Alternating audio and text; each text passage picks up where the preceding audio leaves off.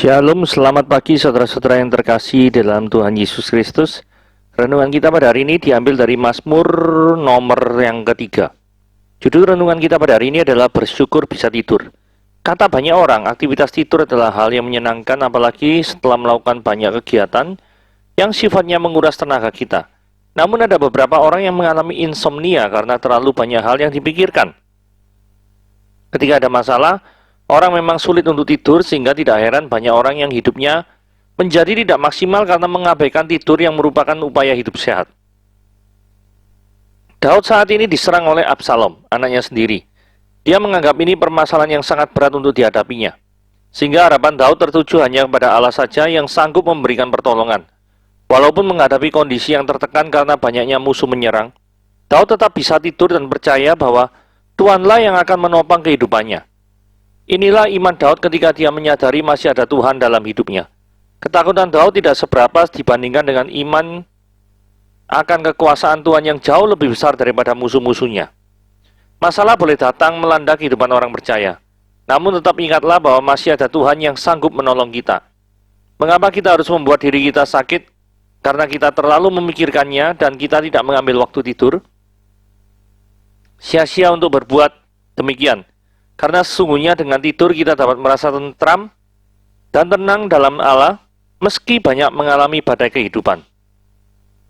Tenanglah dan tidurlah meski badai kehidupan melanda hidup kita. Oke, mari kita melihat karunia untuk tetap tenang di tengah badai yang menderu. Ya, kita lihat ya, Mazmur nomor yang ketiga. Mazmur Daud ketika dia lari dari Absalom anaknya, ya Tuhan betapa banyaknya lawanku, banyak orang yang bangkit menyerang aku. Banyak orang yang berkata tentang aku, baginya tidak ada pertolongan daripada Allah. Tetapi Engkau Tuhan adalah perisai yang melindungi aku. Engkaulah kemuliaanku dan yang mengangkat kepalaku. Dengan nyaring aku berseru kepada Tuhan, dan Dia menjawab aku dari gunungnya yang kudus. Aku membaringkan diri lalu tidur. Aku bangun sebab Tuhan menopang aku. Aku tidak takut pada puluhan ribu orang yang siap mengepung aku. Bangkitlah Tuhan, tolonglah aku, ya Allahku. Ya Engkau telah memukul rahang semua musuhku dan mematahkan gigi orang-orang fasik. Dari Tuhan datang pertolongan, berkat-Mu atas umat. Ini slide pertama berbicara tentang hubungan darah versus keserakahan. Saudara, kita lihat ya, Mazmur Daud ketika dia ini maksudnya Daud lari dari Absalom anaknya. Nah, kita lihat ya, Absalom ini anaknya Daud. Tetapi Absalom ini memberontak dan mau mengkudeta daripada Daud. Saudara bayangkan, ada hubungan darah di sini. Tetapi anak yang dulu kecil, dipelihara, disayang, ya toh, besar-besar, malah kurang ajar terhadap orang tua. Ini jelas-jelas melanggar hukum kelima ya. Hukum kelima kan berkata, hormatilah ayahmu dan ibumu. Nah ini Absalom ini tidak gubris hukumnya Tuhan ini. Pokoknya dia ingin memberontak dan mau mengkudeta daripada Daud. Sekalipun itu dengan membunuh ayahnya sendiri. Wah, ini raja tega nih. Poin penting di sini adalah, ketika kekuasaan dan keserakahan itu menghinggapi seseorang, maka ayah kandungnya sendiri pun bisa diburu dan mau dibunuh juga. Saudara, kalau kita lihat dan pelajari ya, dalam perjanjian baru juga ada ya model-model kayak gini ya. Itu namanya Raja Herodes. Raja Herodes itu, menurut catatan sejarah, tidak segan-segan membunuh sanak saudaranya sendiri, yang dia sangka berpotensi untuk merebut kekuasaan daripada tahtanya. Bahkan ada pepatah yang mengatakan lebih baik jadi babinya Herodes daripada jadi keluarganya Herodes. Kenapa kok seperti itu? Karena Herodes Yahudi tidak mungkin makan babi dan membunuh babi. Karena itu najis. Jadi kalau jadi babinya Herodes itu aman. Tapi kalau menjadi keluarganya Herodes justru malah berbahaya. Karena apa? Dicurigai yang enggak nanti dibunuh. Kalau kumat sintingnya Herodes ini. Repot. Saudara yang perlu tahu ya, di dalam kisah Natal, itu kan ada di Matius pasal yang kedua, di mana anak-anak yang usia di bawah 2 tahun ke bawah, itu dibunuh semua, karena orang Majus itu tidak kembali ke Herodes. Kenapa kok membunuh semua orang anak di bawah 2 tahun ke bawah? Karena sebelumnya orang Majus itu kan melapor sama Herodes, bahwa ada raja yang ada raja yang akan lahir. Ya toh, yang bintangnya tampak di timur. Nah, kan gitu. Nah, kalau misalnya modelnya ada raja yang lahir, berarti kan Herodes ini merasa tersaingi. Sekalipun itu anak-anak loh. Tapi Herodes tidak pandang bulu. Pokoknya nggak peduli umur, nggak peduli siapa, nggak peduli jenis kelamin, nggak peduli ras atau bangsamu apa, nggak peduli kamu ngomong dalam bahasa apa. Yang penting kalau ada yang mau mengkudeta daripada tahta saya, maka langkai dulu mayat saya ya. Jadi artinya dia akan membunuh semua daripada orang-orang yang menurut dia itu berpotensi untuk mengambil tahtanya. Saudara, ini adalah orang paranoid kekuasaan ya. Modelnya seperti kayak gini. Oke, kita lanjut. Kualitas versus kuantitas. Masih di ayat yang 1, banyaknya lawanku, banyak yang bangkit menyerang aku. Saudara, Tuhan itu hanya satu, tetapi lawan yang menyerang Daud sangat banyak. Saudara, tidak peduli seberapa banyak kuantitas jumlah dari orang yang tidak menyukai Daud. Tetapi Tuhan itu sudah lebih dari cukup. Satu Tuhan itu sudah lebih dari cukup dan untuk menjadi kekuatan bagi Daud untuk melawan semua orang yang tidak menyukainya. Saat ini mungkin saudara dalam tekanan orang banyak. Mungkin saudara ingin hidup benar, tetapi orang banyak hidup dalam dosa itu. Sehingga kehidupan kita tersiksa oleh cara pandang mereka. Kita ingin menegakkan kebenaran, tapi malah dicemooh. Nah, di setengah situasi yang seperti itu, yang menjadi penopang daripada kehidupan orang percaya, itu adalah Tuhan sendiri. Yang kuasanya itu jauh lebih besar daripada tekanan yang ditimbulkan oleh orang banyak itu. Saudara, ini bukan masalah jumlahnya satu dan orang banyak. Ini masalahnya pelindung kita, itu adalah pencipta kita. Bagaimana mungkin ciptaan, sekalipun jumlahnya sangat banyak, itu bisa melawan sang pencipta agung? Kan tidak mungkin. Itulah sebabnya Daud memiliki alasan untuk apa? Tetap teguh, tetap beriman kepada Tuhan, karena yang dia pegang itu adalah Allah yang mencipta langit dan bumi. Nah, ayat yang kedua.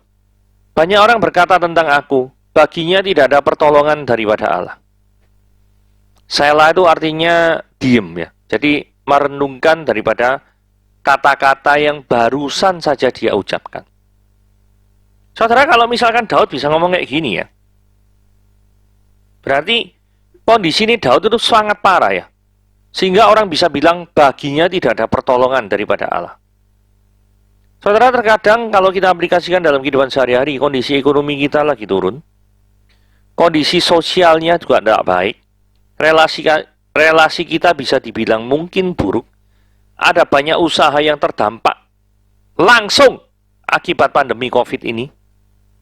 Misalkan banyak orang yang mengurungkan niatnya untuk investasi, sehingga orang-orang lebih banyak untuk menyimpan uangnya daripada untuk membelanjakannya. Sehingga ketika itu terjadi, maka roda perekonomian akan lebih lambat berputarnya.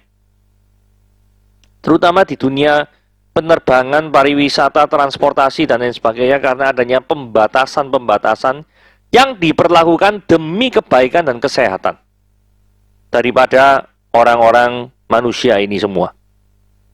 Efek yang ditimbulkan pasti sangat besar, pasti tidak mengenakan. Tapi ya bagaimana lagi? Nah, apakah dalam situasi itu kita berpikir Tuhan itu meninggalkan saya? Saudara, ketika roda kehidupan kita berada dalam titik yang paling dasar, kepada siapa kita berharap? Apakah kita menyerah begitu saja?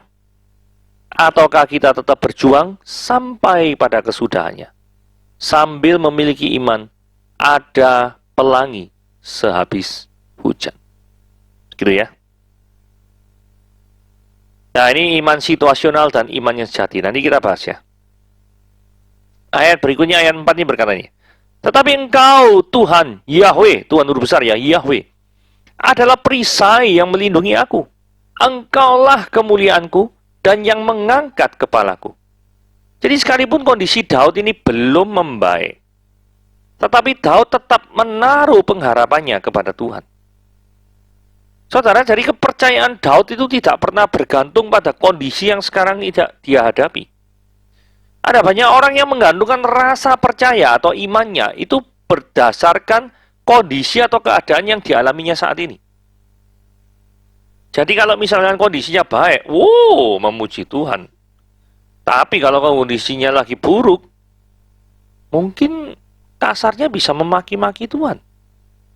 Jadi kalau misalkan seperti ini, dia itu menganggap Tuhan itu kayak jimat gitu ya. Yang harus mencukupi, memberikan berkat secara materi terhadap kehidupannya. Lah apa bedanya? Cuma labelnya saja Kristen. Tetapi cara dia untuk mempercayai Tuhan, itu sama dengan orang yang bukan Kristen. Yang menyembah berhala. Atau yang terlibat di dalam okultisme. Nah, mari kita contoh daripada kehidupan Daud. Daud sekalipun dalam kondisi yang terpuruk, sekalipun dalam kondisi yang tertekan, maka Daud tetap meninggikan Tuhan dan memuji Tuhan dengan segenap hatinya. Dikatakan, Engkaulah kemuliaanku dan yang mengangkat kepalaku. Saudara, iman yang situasional tidak akan pernah dapat bertahan lama. Karena dasarnya adalah situasi. Kalau situasinya naik, imani naik. Kalau situasinya turun, imani turun. Repot kayak gini. Iman yang fundamental, iman yang sejati, itu akan berakar teguh. Karena iman yang fundamental, yang sejati itu, tidak pernah didasarkan oleh situasi dan kondisi. Saudara, iman yang fundamental itu berdasarkan fakta. Fakta sejarah mengatakan Yesus mati di kayu salib. Dan dia bangkit di antara orang mati untuk mengasihi kita. Itu yang menjadi kekuatan. Kalau saja Tuhan itu merelakan anak yang tunggal untuk memberikan nyawanya bagi kita orang yang berdosa ini, masakan dia tidak memperhatikan kehidupan kita, tidak menyayangi kita? Bukankah kasihnya di kayu salib itu lebih dari cukup untuk membuktikan bahwa Allah itu mengasihi kita? Kalau memang benar Allah itu memang mengasihi kita, masakan dia tidak mengulurkan tangannya untuk memberikan pertolongan kepada pihak-pihak yang dikasihinya? Saudara, hal-hal yang demikian perlu kita camkan baik-baik. Sehingga iman kita tidak tergantung pada situasi atau iman situasional. Iman kita itu adalah iman yang mendasar sekali, yang sejati. Tidak bergantung pada situasi. Nah, ayat 5 ya. Dengan nyaring aku berseru pada Tuhan, dan dia menjawab aku dari gunungnya yang kudus. Saudara, di tengah penderitaan, Daud tetap bisa berkomunikasi dengan Tuhan. Karena seringkali ketika seorang mengalami penderitaan, orang tersebut menganggap bahwa Tuhan itu sudah tidak peduli lagi dengan dirinya. Jadi kalau Tuhan itu tidak peduli lagi, buat apa saya komunikasi dengan Tuhan? Buat apa saya komunikasi dengan pribadi yang katanya berkuasa, yang katanya hebat, tetapi tidak menunjukkan kehebatan dan kekuasaannya untuk menolong hidup saya? Buat apa saya percaya terhadap hal yang seperti itu? Mendingan aku meninggalkan dia dan cari yang lain. Tetapi Daud melakukan pilihan yang berbeda. Daud yakin ketika dia berkomunikasi dengan pribadi yang menjawab dari gunungnya yang kudus. Dia tahu bahwa Tuhan itu ada. Dan Tuhan tidak berdiam diri melihat kondisinya yang membutuhkan pertolongan. Saudara, sebagai catatannya, istilah gunungnya yang kudus ini pasti merujuk pada Gunung Horeb, tempat Musa berjumpa dengan Tuhan secara pribadi. Jadi, ketika tempat Tuhan itu menampakkan diri atau hadir di hadapan Musa di Gunung Horeb, maka istilah menjawab aku dari gunungnya yang kudus itu adalah seolah-olah tempat kediamannya Tuhan itu di gunung, gitu ya. Kurang lebih seperti itu maksudnya. Saudara, Allah yang menolong dan menyertai Musa, yang membawa bangsa Israel yang berjumlah diperkirakan 2 juta jiwa. Dari Mesir menuju ke Israel. Allah yang sama juga, yang kuasanya tidak berubah, yang menolong daripada Daud. Itulah sebabnya Daud berkata, dengan nyaring aku berseru kepada Tuhan, dan dia menjawab aku dari gunungnya yang kudus. Saudara, pengalaman rohani itu sangat penting dalam kehidupan kita. Tanpa adanya pengalaman rohani, maka Anda akan kering.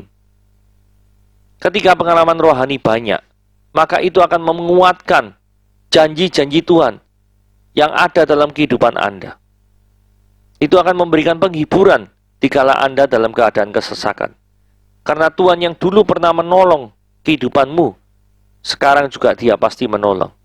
Mungkin caranya tidak engkau pahami, tetapi kasih-Nya yang sejati, itu yang bisa engkau mengerti melalui kayu salib, pengorbanannya di kayu salib. Ayat 6 ya. Aku membaringkan diri lalu tidur. Aku bangun sebab Tuhan menopang aku. Biasanya orang yang sedang berada dalam kesesakan itu tidak bisa tidur. Tapi kali ini Daud menyatakan, dirinya tuh bisa tidur di tengah masalah yang mendera. Ini hebat sekali. Daud juga dikatakan memiliki kekuatan untuk bangun lagi menghadapi hari yang baru. Biasanya orang yang tidak memiliki pengharapan, itu tidak memiliki kekuatan untuk menghadapi hari yang baru. Kenapa kok Daud bisa tampil beda dari yang biasanya dialami oleh orang-orang pada umumnya? Karena Daud memiliki kekuatan. Dan kunci daripada kekuatan itu adalah karena apa? Karena Tuhan sendiri yang menopang kehidupan Daud. Pertanyaannya adalah, apakah Anda memiliki kekuatan dan bisa tidur ketika problema menghimpit kehidupan saudara? Kalau misalkan Anda mengenal ada orang yang masalahnya banyak, utangnya belum diselesaikan, tapi kok bisa tidur ya? Wah. Jadi dia mungkin memiliki Tuhan. Bukan mungkin ya, Pak. Karena orang yang percaya itu pasti memiliki Tuhan yang menjadi penghiburan bagi kehidupannya. Jadi kekuatan-kekuatan seperti ini itu penting untuk mendampingi dan mengisi daripada kehidupan saudara. Ayat 7 bicara lagi tentang kualitas dan kuantitas ya. Dikatakan gini, puluhan ribu orang siap mengepung aku. Kemudian Daud berseru, bangkitlah Yehova, bangkitlah Tuhan. Tolonglah aku ya Allahku. Tema kualitas dan kuantitas diulangi lagi di sini, menunjukkan memang kekuatan mayoritas itu bisa menjadi ancaman bagi minoritas. Kekuatan orang yang berbuat benar, dalam hal ini minoritas, itu akan mendapatkan ancaman dari kekuatan orang yang berbuat jahat, dalam hal ini mayoritas, yang jumlahnya pasti masif, besar. Bertahan di tengah arus dunia ini, yang dikuasai oleh orang berdosa, itu bukanlah sesuatu yang gampang. Jikalau bukan tangan Tuhan yang menopang kehidupan kita, maka kehidupan kaum minoritas yang menganut kebenaran, itu pasti akan musnah. Saudara, dalam hal ini kekuatan Absalom pada waktu itu besar sekali. Absalom bisa menggalang kekuasaan yang sangat hebat untuk menggulingkan daripada Daud. Itulah sebabnya Daud yang asalnya duduk di atas tahta, malah sekarang ada di dalam pelarian. Dan ketika nyawanya terancam, Daud berseru-seru kepada Tuhan. Ketika Daud kalah jumlah banyak dengan Absalom, maka Daud berkata, kekuatan yang menyertai aku itu jauh lebih besar dari masalah yang ada di depanku. Saudara harus berkata-kata seperti itu. Karena yang menyertaimu itu lebih besar dari permasalahan yang engkau hadapi. Oke, sekarang kita ayat yang terakhir, definisi berkat. Dari Tuhan datang pertolongan, berkat-Mu atas umat-Mu. Daud mengakui sekali lagi bahwa Tuhanlah pertolongan itu datangnya dari Tuhan. Tuhanlah yang memberikan pertolongan kepada dirinya. Daud juga mengakui bahwa dirinya itu diberkati oleh Tuhan, bukan karena kuat gagah dia sendiri, bukan. Karena kan ada orang ya, ketika dia tuh berhasil, maka yang pengen ditinggikan pun namanya sendiri gitu loh. Bukan nama Tuhan yang mau ditinggikan, loh, repot ini. Kreditnya Tuhan dia ambil. Nah, saudara, ketika dibebaskan dari serangan orang yang membenci daripada Daud. Daud ini ngaku itu bukan dari hasil pekerjaanku, bukan daripada hasil usahanya, tetapi benar-benar karena Tuhan yang memberikan karunia dan kekuatan pada dia untuk bertahan di tengah serangan daripada Absalom. Jadi kalau misalkan peristiwa ini didefinisikan sebagai berkat, maka ini akan membongkar definisi sempit daripada berkat yang sering diartikan sebagai harta duniawi. Misalkan ada orang yang lagi usahanya diberkati, maju pesat omsetnya ya, kemudian menggunakan jargon, wah kehidupan saya diberkati Tuhan. Loh, itu tidak salah, benar. Tetapi pertanyaannya gini, apakah hidup yang diberkati Tuhan itu harus identik dengan kekayaan duniawi? Dari sini kita lihat konteksnya tidak mendukung hal yang seperti itu. Saudara, kalau kita lihat konteksnya Daud di sini, itu bukan dari orang ceritanya miskin jadi kaya, bukan kayak gitu. Ini sudah jadi raja, Daudnya sudah kaya, sudah jadi raja. Cuma dia dilucuti kekuasaannya oleh Absalom. Jadi konteksnya di sini adalah ketika Daud mengalami berkat Tuhan, itu berkat dalam pengertian Tuhan itu memberikan pertolongan kepada Daud dan menopang Daud. Membuat Daud itu tetap bisa tidur. Karena kalau orang tidak bisa tidur repot ya, tidak punya kekuatan untuk menghadapi hari esok. Jadi, definisi berkat itu bukan dalam arti sempit, yaitu diberikan harta duniawi secara berlimpah-limpah, tapi ketika seorang dibebaskan Tuhan dari serangan, yang dimana serangan itu bisa mencabut nyawanya, maka peristiwa dibebaskannya orang itu dari serangan itu dapat dikategorikan sebagai berkat Tuhan. Gitu ya. Oke, renungan kita pada hari ini sampai di sini. Tuhan Yesus memberkati.